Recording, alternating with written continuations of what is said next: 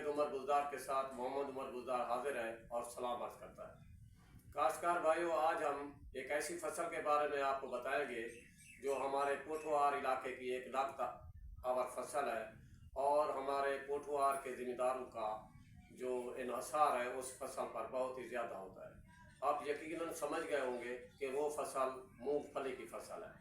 ये फसल पोठवार यानी बारानी इलाके की बेहतरीन फसल है। इन इलाकों में रावलपिंडी, अटक, जेहलम, गुजर खां, तलागंग और इसी तरह KPK के कुछ इलाके हैं जो जहाँ पे ये फसल काश्त की जा सकती है।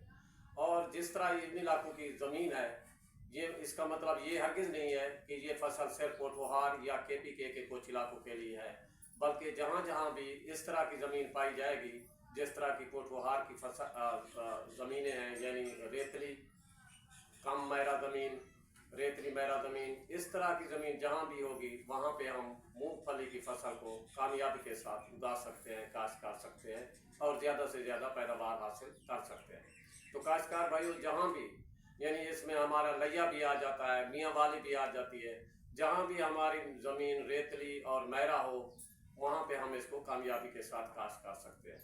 हमारे बहुत सारे काश्तकार जो हैं वो मुझसे टेलीफोन पे रब्ता करते हैं। उनका ताल्लुक पक्के के एरिया से है जहाँ ज़मीनें बहुत सख्त हैं। तो उन दोस्तों के लिए मैं आप बता दूं कि वहाँ पे मूंगफली की काश्त अच्छी नहीं होगी। यानी जहाँ पे पक्की ज़मीन होगी, सख्त ज़मीन होगी, वहाँ मूंगफली उग तो आएगी लेकिन वहाँ पैदावार अच्छी नहीं होगी और उस तरह आपका नुकसान होगा। तो काश्तकार भाइयों, इसका जहाँ तक मौसम का ताल्लुक है, कब काश्त करनी चाहिए, 15 मार्च से 31 मई तक इसका बेहतरीन मौसम काश्त है। अब 15 मार्च गुजर चुकी है, हमारे बहुत सारे काश्तकार भाई काश्त भी कर चुके होंगे और काश्त कर भी रहे होंगे। तो लिहाजा जहाँ जहाँ पे आपको नमी मिलती जाए, बारिशें मिलती जाएँ, वहाँ आप इसको काश्त करते जाएँ। बात यह है कि जहाँ तक पानी का ताल्लुक है, इस साल बहुत से इलाकों में, हमारे बारानी इलाकों में बारिशें बहुत कम हुई हैं। इस तरह नमी की जो है वो मिकदार बहुत कम है। इंशाल्लाह बारिशें होंगी, आप अपनी ज़मीन को तैयार रखें और फसल इंशाल्लाह काश्त करें।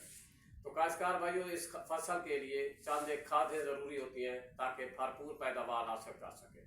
हमारी इस फसल के लिए फास्फोरसी खादें और पोटाश की जो खादें हैं वो इंतहाई ज़रूरी होती है। फास्फोरसी खादों में DAP है जो 1.5 बोरी से 2 बोरी फ़ी एकड़ यानी फ़ी 8 कनाल काफ़ी होती है। इसी तरह पोटाश की खाद जो है वो आधी बोरी फ़ी एकड़ यानी फ़ी 8 कनाल के लिए काफ़ी होती है।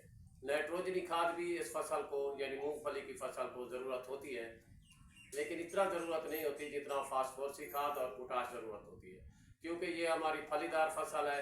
ये नाइट्रोजन जो है फ़िज़ा से जज्ब करती है ज़मीन में और अपना गुजारा कर लेती है, लेकिन फिर भी इसकी बढ़ोतरी को मेंटेन रखने के लिए, बरकरार रखने के लिए हमें 1 बोरी यूरिया फ़ी 8 कनाल की ज़रूरत ज़रूर पड़ेगी। तो काश्तकार भाइयों, आप जिन दोस्तों ने काश्त कर लिया वो तो अच्छा है, और जिन दोस्तों ने अभी तक काश्त करना है उनके लिए मैं आप बताता चलूँ कि इसके बीज की जो मिकदार है फ़ी 8 कनाल वो 40 किलो फ़ी एकड़ है। 35 किलो भी डालते हैं, वो एक वैरायटी है NARC 2019, उसके लिए 35 किलोग्राम फ़ी 8 कनाल काफ़ी है। वरना आप इसको यानी गरियाँ जो छिलका उतरी हुई बीज होगा उसके लिए उसको आप 40 किलोग्राम फ़ी एकड़ फ़ी 8 कनाल के लिए वो बीज अपना काफ़ी होगा। तो काश्तकार भाइयों, आपसे गुजारिश ये है कि आप इस वीडियो को देखें और कमेंट्स करें। अगर इसमें कोई कमी कोताही रह गई हो तो आप कमेंट्स में पूछ सकते हैं और हमें मशवरा भी दें कि अगली जो वीडियो है वो किस सिलसिले में तैयार की जाए। शुक्रिया, बड़ी मेहरबानी।